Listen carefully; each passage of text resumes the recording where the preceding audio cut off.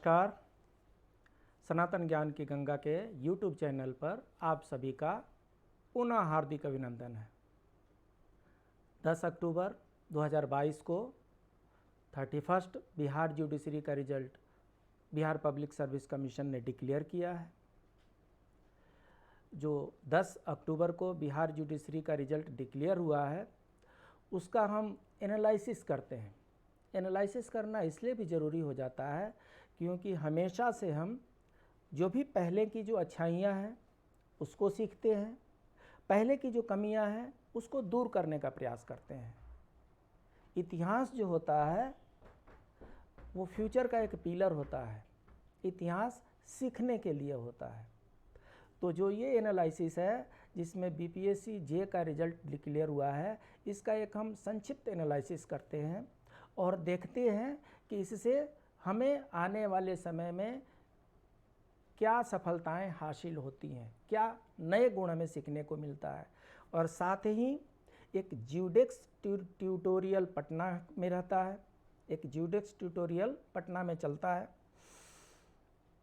क्या सचमुच में उसने कुछ जलवा कायम कर रखा है, कुछ नया किला गाड़ रखा है? इसकी भी चर्चा हम इस वीडियो में करेंगे। तो ये रहा बिहार पब्लिक सर्विस कमीशन का नोटिफिकेशन।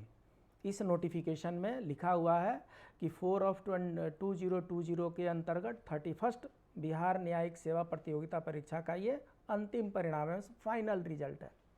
इसमें ये बता रहे हैं कि रिटेन में 693 जो कैंडिडेट थे वो डिक्लेयर हुए थे पास। रिटेन जो एग्ज़ाम हुआ था मेंस का रिजल्ट जब आया तो उसमें 693 कैंडिडेट्स को पास डिक्लेयर किया गया और 693 को इंटरव्यू में कॉल किया गया। उसमें से 688 इंटरव्यू में आए, 5 कैंडिडेट इंटरव्यू में नहीं पहुंच पाए। ये 688 का जो इंटरव्यू हुआ है इसमें 278 बहुत ही मार्केबल है। ये 278 कैंडिडेट ऐसे रहे जिनको 35% से भी कम मार्क्स मिले हैं इंटरव्यू में। बार बार मैं कहता हूं, लोगों के बीच में बोलना सीखिए, एक पब्लिक डिबेट में पार्टिसिपेट कीजिए। स्टेज फियरिंग को रूल आउट करना है। सो कहीं ना कहीं ये जो 278 उम्मीदवार हैं ये अपनी बनी बनाई काम जो है बिगाड़ दिए हैं इंटरव्यू में। इंटरव्यू को इन्होंने ठीक से फेस नहीं किया और इनको जो मिनिमम 35% मार्क्स होना चाहिए इंटरव्यू में वो भी नहीं मिला।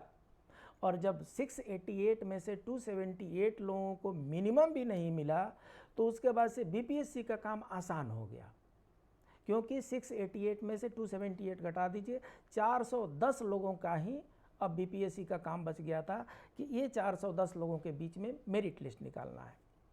तो जो 410 लोगों का मेरिट लिस्ट निकला है उसकी चर्चा हम करेंगे। इसके साथ ही हमें और क्या क्या ध्यान देना है। जो भी उम्मीदवार फॉर्म अप्लाई कर रहे हैं, एक इसमें ऐसे कैंडिडेट हैं जो ऑनलाइन एप्लीकेशन भरते समय इन्होंने गलत रिजर्वेशन कैटेगरी कोट कर दिया। इंटरव्यू के समय में ये पाया गया कि ये कैटेगरी इनके मैच नहीं करती है, इसलिए उनको डिस्क्वालीफाई कर दिया गया। सो एग्ज़ाम भरकर फॉर्म भरते समय गलत कैटेगरी नहीं कोट करना है। 4 ऐसे लोग हैं जो एलएलबी की एग्ज़ाम पास नहीं किए थे, फिर भी उन्होंने टिक कर दिया कि हम लॉ का एग्ज़ाम पास कर गए हैं और उन्होंने फॉर्म भर दिया। तो इन लोगों का भी जो रिजल्ट है, इन लोगों की भी जो क्वालिफ़िकेशन है, इन लोगों की जो एलिजिबिलिटी है उसको डिस्क्वालीफाई कर दिया गया। उसके बाद से अब 408 उम्मीदवार बचते हैं। तो 408 में से फाइनल रिजल्ट डिक्लेयर किया गया है। 408 में से जो फाइनल रिजल्ट डिक्लेयर किया गया है, 221 जो थे वैकेंसी थी। वैकेंसी जो थी वो 221 पोस्ट के लिए थी, जिसमें से सिर्फ 214 का ही रिजल्ट निकला है। 7 सीट्स अभी भी वैकेंट रह गए। वैकेंट क्यों रह गए? क्योंकि उस कैटेगरी में कैंडिडेट जो थे वो मिनिमम क्वालिफिकेशन जो है एक्वायर नहीं कर पाए। जो मिनिमम रिक्वायरमेंट थी उसको वो फुलफिल नहीं कर पाए और इसलिए 221 के अगेंस्ट में 214 का ही रिजल्ट निकालना पड़ा। जनरल कैंडिडेट है उसमें से 87 का निकला है, जो क्योंकि एक जो था वो डिसेबिलिटी के था और डिसेबिलिटी वाला को कैंडिडेट मिला नहीं है। EWS में 23 के अगेंस्ट में 23 का रिजल्ट निकला है। शेड्यूल कास्ट का 35 में से सिर्फ 29 निकला। इसका मतलब कि शेड्यूल कास्ट में से 6 कैंडिडेट ने मिनिमम क्वालिफिकेशन को क्वालिफाई नहीं किया। शेड्यूल ट्राइब के जो लोग हैं 2 पोस्ट थे और 2 क्वालिफाई किए हैं। और EBC होता है, EBC जो ये अत्यंत पिछड़ा वर्ग जो होता है, इसमें 47 के अगेंस्ट में 47 को रिजल्ट डिक्लेयर किया गया है। और पिछड़ा वर्ग है उसमें भी 26 के अगेंस्ट में 26 के अगेंस्ट में 26 को किया गया। तो इस तरीके से 221 वैकेंसी के अगेंस्ट में 214 रिजल्ट निकला है। अब जो रिजल्ट निकला है, ये जो रिजल्ट जो निकला है ये मेरिट लिस्ट बेसिस पे निकला है, प्रायोरिटी बेसिस पे निकला है। जिनको हाईएस्ट मार्क मिला है वो ऊपर गए हैं, जिनको लोवेस्ट मार्क्स मिला है ये नीचे गए हैं। अब हम ये देखते हैं कि जो कट ऑफ रहा है वो कट ऑफ कैसा रहा है। तो कट ऑफ अगर ध्यान दें तो जनरल कैटेगरी का जो कट ऑफ रहा है वो 536 मार्क्स पे रहा है। EWS का कट ऑफ 499 पे रहा है। शेड्यूल कास्ट का कट ऑफ 403 पे रहा है। BPSC ने कट ऑफ नीचे लाया ताकि कुछ कैंडिडेट और उसमें एडजस्ट किया जा सके, बट शायद कैंडिडेट नहीं मिल पाए और इसीलिए SC के 6 या 7 सीट खाली रह गए हैं। तो इस तरीके से ये कट ऑफ है, अलग अलग कैटेगरी का अलग अलग कट ऑफ होता है, तो अलग अलग कैटेगरी का अलग अलग कट ऑफ ये है। अब इसके बाद से ये जो मेरिट लिस्ट है, ये मेरिट लिस्ट सीनियरिटी वाइज है। इसी के अनुसार ये जब ये सारे लोग ज्वाइन करेंगे तो जब प्रमोशन पैनल बनेगा तो इसको ध्यान में रख करके बनेगा। तो इसलिए मेरिट लिस्ट का वैल्यू नौकरी पाने के लिए तो है ही, प्रमोशन पाने के लिए भी मेरिट लिस्ट का वैल्यू होता है। जिनको समहाउ ये पास हो गए बहुत अच्छी बात है, लेकिन जिनका मेरिट में ऊपर रहेगा वो प्रमोशन में ऊपर रहेंगे, जिनका मेरिट में नीचे रहेगा वो प्रमोशन उनका बाद में होगा। कभी कभी तो सालों साल का गैप पड़ जाता है। अभी तो ये रहा BPSC का रिजल्ट। अब हम आपको बताते हैं, पटना में एक ज्यूडेक्स ट्यूटोरियल है, समहाउ मैं उससे जुड़ा हुआ हूँ, जानता हूँ मैं वहाँ पर जितने फैकल्टी हैं उस फैकल्टी को भी मैं जानता हूँ और उसके प्रोप्राइटर को भी मैं जानता हूँ। भारत में बहुत से जुडिशियल कोचिंग सेंटर्स हैं और लगभग सबसे मैं थोड़ा बहुत मैं परिचित हूँ। और उसके बाद से जो अभी नतीजे हमें मिले हैं वो बड़े चौंकाने वाले मिले हैं। ज्यूडेक्स ट्यूटोरियल का ये फर्स्ट बैच है। ज्यूडेक्स ट्यूटोरियल कोरोना के बाद से इस्टाब्लिश हुआ। पहले कोई और प्रोप्राइटर थे, उनसे ये नया प्रोप्राइटर आए और कोरोना के बाद इन्होंने अपने आप को री एस्टाब्लिश किया। तो री एस्टाब्लिश करने के बाद से ज्यूडेक्स ट्यूटोरियल का फर्स्ट बैच का ये रिजल्ट है।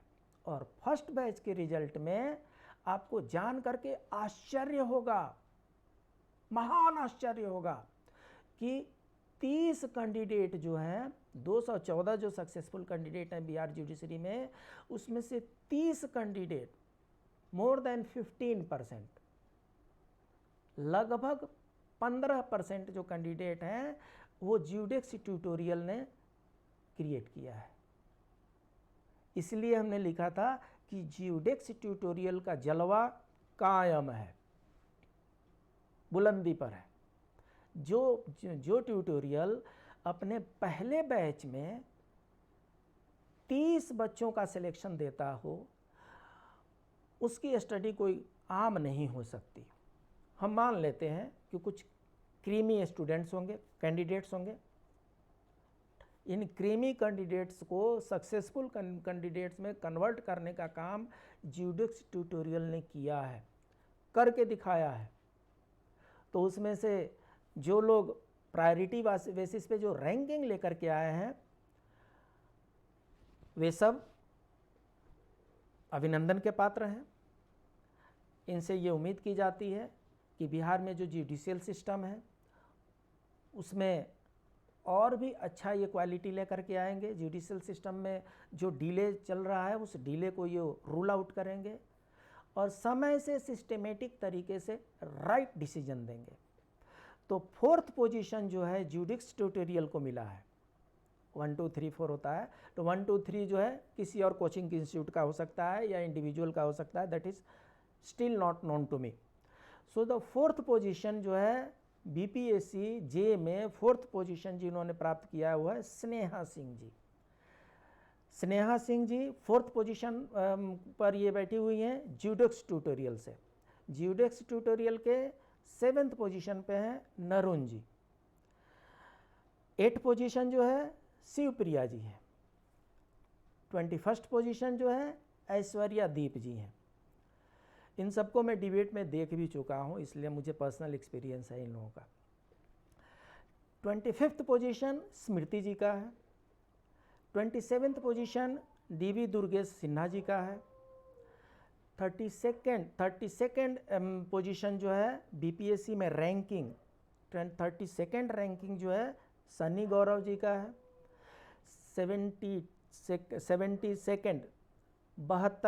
72nd पोजीशन जो है संचिता चौधरी जी का है। 84th पोजीशन जो है मोनिका वर्मा जी का है। तो इन लोगों ने रैंकिंग में 100 के नीचे इन्होंने अपना पोजीशन बनाया है। ये कोई साधारण बात नहीं है। ये सही है कि कंपटीशन जो होता है वो उस दिन का आपका परफॉर्मेंस होता है, ये सही है, लेकिन उस दिन के एक दिन के 3 घंटे के परफॉर्मेंस के लिए आपको कितने साल मेहनत करने पड़ते हैं, कितनी रातें जगनी पड़ती हैं, कितने दिन तपने पड़ते हैं, तब जा कर के उस 1 घंटा 2 घंटा 3 घंटे में आप बेस्ट परफॉर्म करते हैं। तो इन लोगों का ये बेस्ट परफॉर्मेंस रहा है। इसके बाद से शिखा प्रिया जी हैं, मोनिका राज लक्ष्मी जी हैं, क्षितिज अनुपम जी हैं, अजीत कुमार शर्मा जी हैं,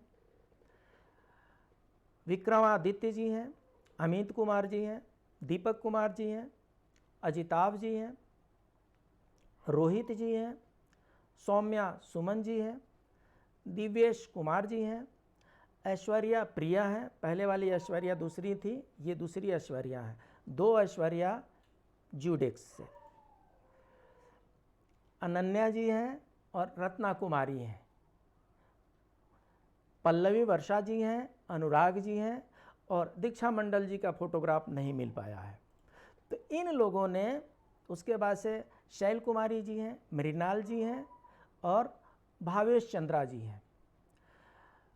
तो ये जितने भी ये फ़ोटो हमारे पास मिले और जो रिज़ल्ट का जो रैंकिंग मिला उसका सोर्स क्या है, बिहार पब्लिक सर्विस कमीशन का नोटिफिकेशन जिसमें वो रिज़ल्ट आया है और जुडिक्स द्वारा ये रिलीज़ किया हुआ ये पोस्टर, जुडिक्स ट्यूटोरियल ने ये पोस्टर रिलीज़ किया है और इसमें इन्होंने अपने सक्सेसफुल कैंडिडेट्स का नाम विद रैंक्स दिया है।